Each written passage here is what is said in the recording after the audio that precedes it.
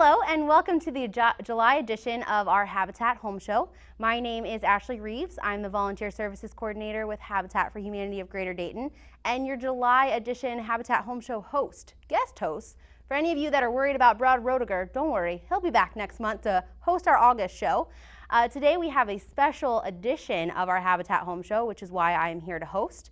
We are having an entire show dedicated to the amazing volunteers that come out and volunteer with Habitat for Humanity of Greater Dayton. Welcome everyone. This is our volunteer panel that we've put together for today. I want to thank each and every one of you for coming out. Each of you hold a different role, a volunteer role with our organization. So the reason we really wanted to highlight this was so that our viewers could get a good understanding of the different ways that you can volunteer with Habitat. A lot of people come to Habitat and say, well, I know that I can volunteer on build site, but they aren't aware of all the other opportunities that we have. So I'm so thankful for each of you to come out today and discuss why you volunteer and kind of discuss your volunteer role. So I think what we'll do for our viewers so that they can get to know you is we're going to go down the panel, and if you guys could introduce yourself and let the viewers know the volunteer role or roles that you hold with Habitat for Humanity. We'll start with you, Karen. I'm Karen Clute, and I am an on-site volunteer, which means I go out and swing a hammer and pound nails and put up drywall. I'm also a site leader, which means that I would be the person in charge when you come to our house to build, and I would give you the work to do and show you how to do whatever we're doing if you don't know how. Absolutely. All right, thank you. I'm Kathy Bruner, and I work at the Restore at downtown, near the downtown area. And primarily I work on the books and getting them in order for people to come in and buy books and records and videos and things. And I also help with the paint department, stocking, make sure plenty of stock is in. Absolutely. And you volunteer with us every Tuesday. Right. Yes, at our Restore. Every Tuesday. All right. I'm Gary Tucker. I'm a construction volunteer with the Greene County Golden Hammers. Predominantly, we do construction every Wednesday and other days when needed. Very nice. My name is Heather Schrader, and I am a family partner advocate volunteer. I volunteer to work directly with the family and kind of help them guide through the program and track their volunteer hours and what they need to do to participate in the program to get home. Okay, perfect. Thank you. Hi, I'm Brian Hoover. I work at Synchrony Financial and I work in the partner experience team. But apart from that, my job there, which I really enjoy doing, is leading the Engagement and Inclusion Council. And with that, one of the things we do is partner with community partners like Habitat for Humanity and make sure we have enough volunteers to engage, in the site home builds that we're working on with you guys. And then this year I've also had a chance to actually be on one of those sites myself. I'm not very handy, so I was impressed that I could actually learn how to hang drywall. Then also I would say I had a chance to be in the committee for the fundraising gala, and that was a lot of fun. Very nice. All right. Well, we thank each of you for coming. And since we are kind of running this like a volunteer panel, I think we'll start with each question and we'll just have you guys answer it down the line if it's applicable to what volunteer role you hold within our organization. Does that sound good? Mm-hmm. All right, perfect. So we'll start with you, Karen, because you're the closest to me. So why or how did you start volunteering with Habitat for Humanity? I started volunteering for Habitat back in 1989 when a young person from my church got up and asked people to volunteer for a build. And it was the first time I'd ever heard about Habitat or knew it existed. And I went to the first day of construction and I got hooked. So that's how I got started. Okay, perfect. Thank you. Well, I am pretty recent volunteering, and I came into it through a friend who also volunteers, and she told me about the project with the books and trying to keep them organized and get them shelved and things like that. So I came in and I met Phil and a few other people, and he explained a lot about the operation of Habitat for Humanity, and I started right away. And you came in because of Jan Ashton, correct? Right. One of our other Restore volunteers who was on our Habitat Home Show in May. Right, yes. Well, I started 5 years ago. I knew that after 23 years in the Air Force and 17 as a support contractor in the Air Force Research Lab, I needed to do something while I was retired so I wouldn't get bored and keep myself out of trouble, I knew about Habitat for Humanity, and so I started doing that in the Greene County area and building homes, and made a bunch of friends, enjoyed it, and I really liked the philosophy of Habitat, where the person actually pays for the home and has to go to certain classes and put in sweat labor. They get to help volunteer on the construction. Yeah. I'm a gopher, I have no skills, but I keep busy every time I volunteer. All right, thank you, Gary. My first interaction with Habitat was actually through my employer. We did a work day as a team building exercise. We spent 2 days working on a Habitat site, and it was just a lot of fun. I wasn't any good at it, but it was a lot of fun to do and participate in, and Sure. it was the first exposure I had to what they do. Okay, and then how did you get involved with becoming one of our family advocates, if you don't mind me asking? Yeah, How did no. you start with that? Like I said, I was not very good at swinging a hammer. I hit my finger more often than the nail. But you came out already twice this year. with Yes, your I company, did. So you're I still did, and they out let on me site. play with an air gun, which I'm not sure was a good decision. Okay. But I thought the program was really good and really Okay. beneficial to the community, and I wanted to find a different way I could help. Mm-hmm. And I heard about the family advocacy program, and it just seemed like a perfect fit. Getting to Okay. work with the families, getting to talk to them, figuring out how they can navigate the system and Mm-hmm. have a good experience with everything. I thought that was a better fit for my skill set. Okay, and I know that we definitely value our family advocates, and we actually are looking for new ones. So it's a good Oh, do it! a good It's plug great. to be like, see, It's so much fun. we need more because we want to make sure that our partner families feel supported and Mm-hmm. and have that contact with you while they're through the process. And you get to So, watch the family go from the very beginning all the way to the day they get their keys to their house. which has to and be it's completely rewarding. it is. Yes. All right. Thank you, Heather. All right, Brian. Sure. You're up. I think it was probably like the late 80s I first got in touch with Habitat through a friend in Indianapolis, but at the time I was doing some other community things, but I put it in the back of my mind someday I want to engage with Habitat for Humanity, and moved here to Dayton 3 years ago and was so pleased when I found out that my employer, Synchrony Financial, said, hey, Habitat's one of our key community partners, and in fact with our corporate citizenship focus, and the motto there is families that work. Housing is one of the 3 major legs or focuses of that theme, and so it's great. Habitat is a perfect fit. But for myself personally, I've just been so impressed with the impact that it has on the community. So I just reached out. I knew I would try to do a house build, but I thought, what else could I do? So I reached out and got plugged into a meeting with Brad, Okay. and he kind of let me know about some of the different committee opportunities, and that's how I got plugged into the gala. Okay, perfect. Thank you. So I know we touched on it a little bit, but just so that our viewers get a better grasp of what you do in your role, we just want you to describe your volunteer role in the best way that you possibly can. We know that it varies each day. I get a lot of calls, well, what are we going to be doing on build site on, they'll ask me, what are we going to do on build site on August 30th? And I'm like, oh my gosh, I have no idea right now. But it's just something, if we could do a little bit more detailed of what you kind of do, just something that you expected or didn't expect from when you started volunteering with Habitat within your role. So tell us what you do, Karen. I know you do a lot. Well, if I'm in my role as house leader for the day, I would welcome people and make sure they were comfortable with the site and knew where things were and how we did things, that they would sign up so that you would have their name and their waiver signed.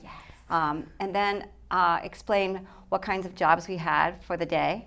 Okay. And let people know that they have a choice, they could, if there are choices to have, and make sure they had their tools that they needed for that work.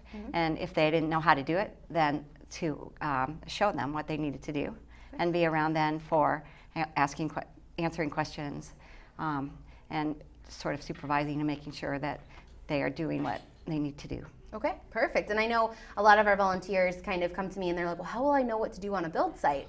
And luckily I'm able to tell them, well, we have build site leaders, including Catch the Building Spirit, and our own staff leaders that lead you throughout the entire day. So I know that they really appreciate having you there to work right alongside them. Thank you, Karen. All right, Kathy. I try to come in and volunteer every Tuesday. That doesn't always work out, and it's nice to know that the time can be flexible. Yes. You're not tied into a routine. And basically what I do is I take any books that have not been shelved and price them, and then we put them in the right categories, and then we also sort out books that have been misshelved or misplaced, and just make sure things are in a nice, orderly fashion. And then my other job with the paint is just to go and see how many more gallons we can put out, how many more paint brushes and stuff like that. So restocking and everything. Mm-hmm. And then when I'm finished with that, I just kind of hang around and see what else I can do. Okay, because there's so many different things at the Restore, and every day is different. I know Kathy and I have talked about how impressed we are with how many books we sell at the Restore. Right. There are a lot of people that the books just And we fluctuate have a every lot day. of books, so Yes. yeah. So you can always donate books. All right, Gary. Generally, it's every Wednesday, the Greene County Golden Hammers, and we go all over the place, whether it's Hewer Heights, Trotwood, Kettering, Xenia, Fairborn. We've been to tons of sites. That's one of the fun things about it. 2-story homes to small homes. And we do need more volunteers, and don't let construction volunteer scare you away, because you don't have to have any skills, as been mentioned earlier. They need people like me to bring out the ladders, to hold the ladder, to paint, to lay sod. I'm one of those. I'm not comfortable getting up on the roof. If you're not comfortable doing that, they don't want you to do it. We have a safety meeting before we start each day, and Absolutely. we break up into 2-3 person crews, and generally one of those is highly skilled, 30, 40 years of experience in doing what that task is of the day, all kinds of tasks. Perfect. Thank you, Gary. All right, Heather. Well, being an advocate, you get to work directly with the family. You're mostly there to help answer questions, see if they have any concerns. Sometimes they can be a little shy about wanting to talk to official Habitat people, so you're kind of their friend in the process. It's just really rewarding to see and be able to cheerlead and help Sure. them out, because you can see the end point. Because I've been partnered with 2 families now, and you can kind of get the feel when someone's feeling a little discouraged about how long the process takes, because it can take 18 months to 2 years to get a home. Yes. It's a long time It is. to be putting in your hours and putting in your volunteer work. And it's just really rewarding to be there with the family and Sure. help them through all of that. You get to be friends with them. It's just, Yes. I love it. Did you receive any kind of training from Habitat in order to make you feel Yes. comfortable about becoming one of our family We did advocates? go Can you through- talk a little bit about that? Yeah, the first thing was a Saturday afternoon, I think. We went through for a couple hours. They just covered everything about the Habitat program. They gave you a booklet to help you answer questions. It's a big, thick Good. Okay, Habitat that's book. good. And then they set you up with a good way to get introduced to your family. And Okay. for my first one, they brought the families in that day, and we got to sit with them and talk to them, talk about how they're doing in their classes that are required. It was on Thursdays back then. Every Thursday they had to go to classes for about 3 months. My family that I was partnered with had trouble doing volunteer hours, so to help her gain hours, I went to classes with her, just as a way to Very keep in nice. touch with her. Okay, very great. Okay, Brian. Well, I'll start with my role at our site. You know, we have 1,800 employees, so there I'm working with the council, and we want to make sure that we're driving a lot of interest and engagement amongst our employees, so they'll volunteer, you know, in the community with Habitat. And so we also want to make sure that we're partnered with you, that we don't just have one person, but even like a team of people that Habitat can reach out to and connect Yes. with, whether it's donations or fund or volunteer hours, and being able to fill all the spots that you had. I think we had recently about 144 people who Yes. put in 441 volunteer hours Over for a a house not 6-week period. not Yeah. too far from our corporate office there in Kettering. So it's very, very exciting. We also want to make sure we have a venue to let Habitat for Humanity come in and meet with senior leaders on our site to do fun, you know, like the Habistack build, Absolutely. engaging activities with employees, make it a fun contest. So that's been a really neat thing to do, and we try to do a lot: internal promotions, communications, pictures, and Yes. that sort of thing. Yeah, I mean, we really appreciate you guys partnering us, not only as donors, but as a corporate, you know, as a company that will come out. I mean, you guys sent us over 23 days during 6 weeks. You sent us 144 volunteers that made so much progress on our 2233 East Dorothy Lane build site. It was great. Oh, that's terrific. So, I mean, we really appreciate you guys and everything that you sponsor with us. So, do you want to talk about what you do on the signature event gala committee? Yeah, that committee was really a lot of fun. And there, you know, what you're doing is trying to figure out what's going to be really fun and really engaging for participants. What's the flow and the strategy going to be to really pull off a successful fundraising event? And also, how do we keep costs down, hire the right contractors and vendors, and then really go out and get corporate sponsorships, talking about items to donate for silent auction and things like that, and what's our strategy, how we're going to get it done on time, and it's a lot of fun. Yes, and I know that was just this past July 9th, Yep, so yep. it was a really successful event, and I know our development team was so happy to have you guys, so many of you on a committee, but I know they're looking for more, so if anyone wants to come out and be on our signature event committee, I know they're definitely looking for new individuals. So I guess this next part is would you guys encourage others to volunteer? I know a lot of times, like Jan, we got Kathy from Jan. How would you guys encourage others, or what would you say to encourage others to come out and volunteer with Habitat? Or would you encourage others? Absolutely. I guess I'm putting you on the spot, but Yeah. yes.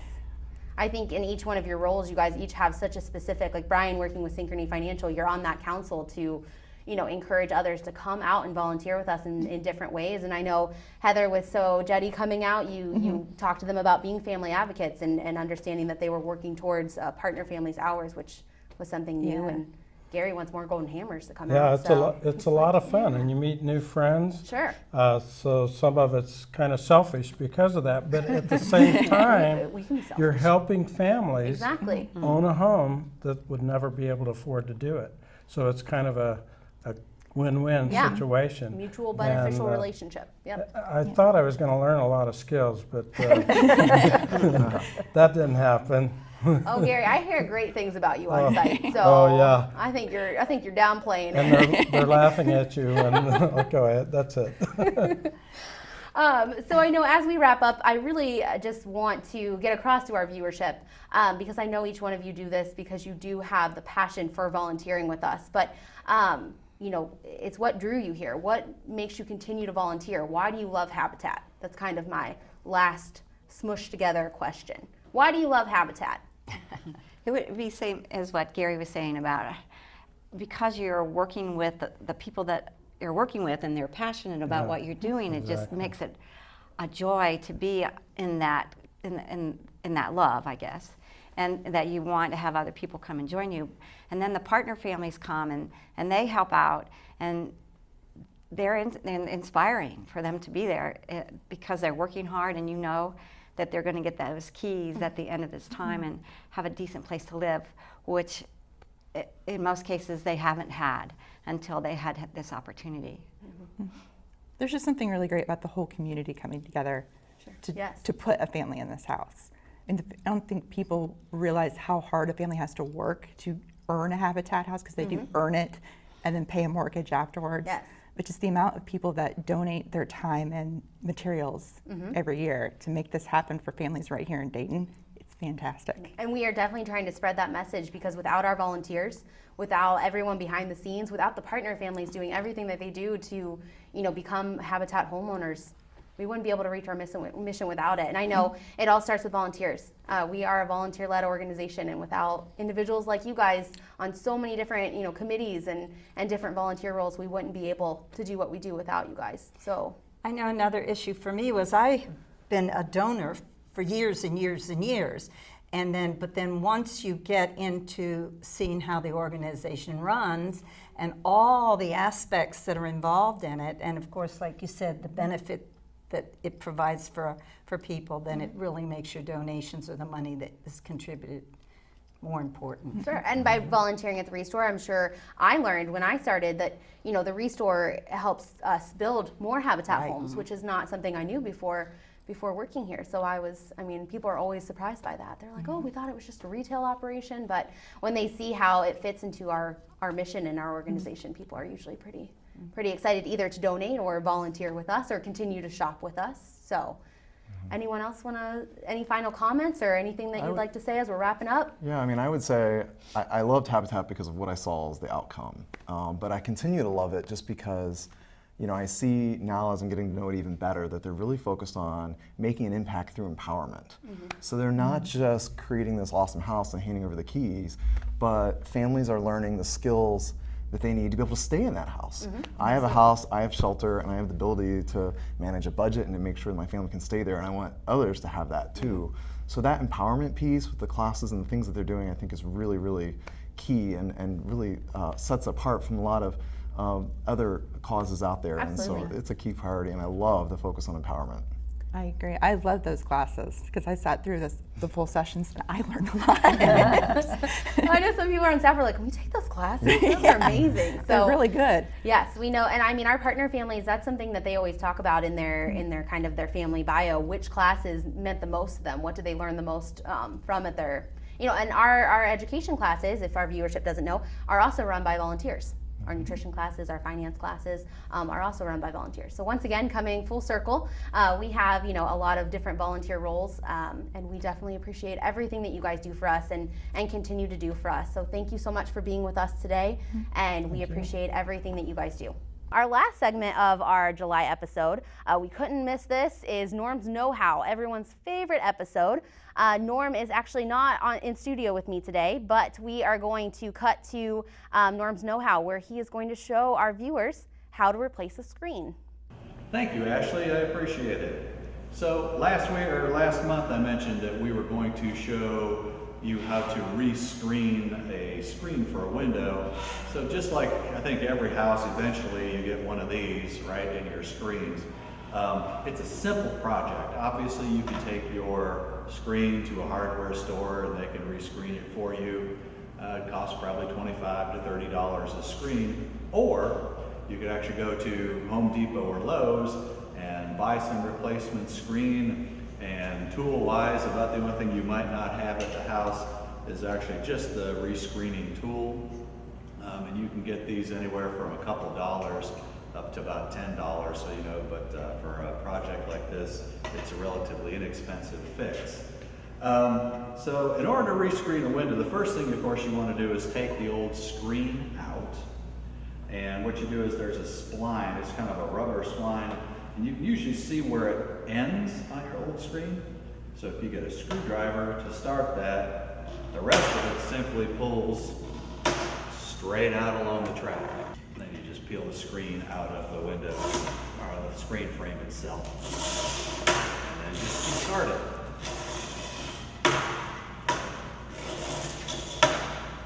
Okay. So, as far as the re-screening process goes, again, pretty straightforward, pretty simple. What you really do is just take a piece of the screen, unroll it so that it is long enough to cover your screen. It doesn't matter if it's a little bit large, because you're really just going to trim that off at the end. So once you get your piece about the right length, simply cut it so you have some overhang with a utility knife. And then just center the screen on your frame. All right, since I knew how this one came off, I'm pretty much just going to try to put it back in the same direction that it came off. Sorry, I was back the other way. And these do tend to stretch as you put them in, but the idea is you start at the corner, and again, I remember this is the corner where I had where the screen was.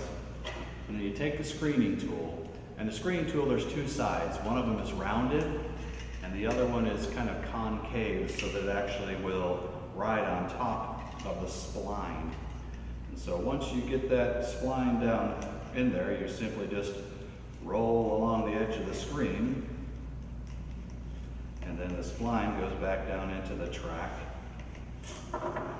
where inside the frame. So you run this along, you get the one corner going, and same thing. You turn the corner. The other thing you want to do is kind of look at the screen and just to see that it's not getting crooked. If you look down, you can kind of see how the screen, or basically the pattern in the screen is lining up. But same thing, you start with the second side and just simply start rolling it into place as you go.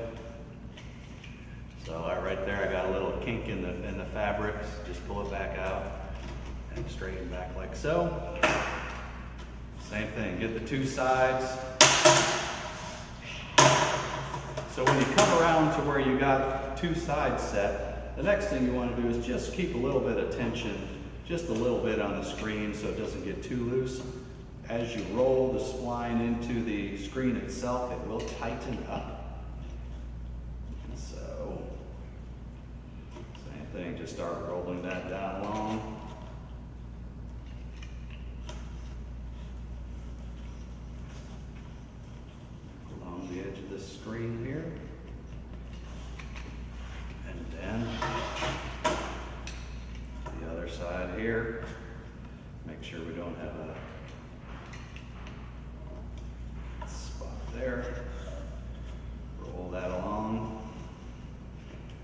go. So even though you actually saw how this was the same spline that came out, you can also see that it's a little long. But then you go back along with the other side of the tool, which again is a little more basically the rounded edge.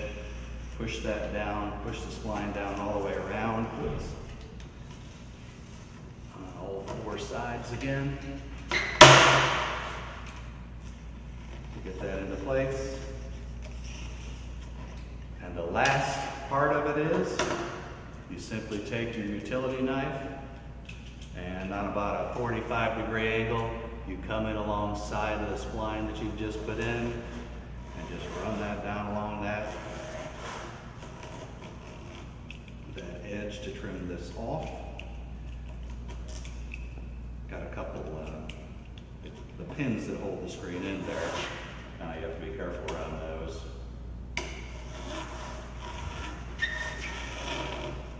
Let's just do that. You can see how that screen is coming apart like that.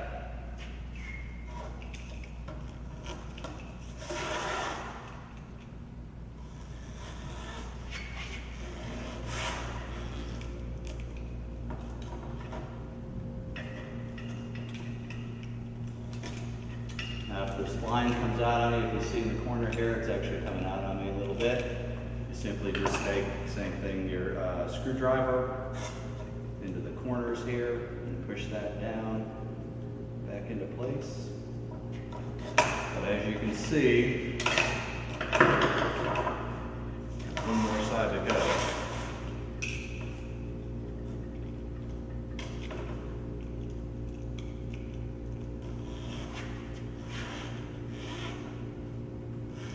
Something else I like to talk about too is, believe it or not, one of the most dangerous tools that we have on our job site is this utility knife. You want to be very careful. Of course, they're sharp and it's real easy for it to come out and cut you. But so once you get that,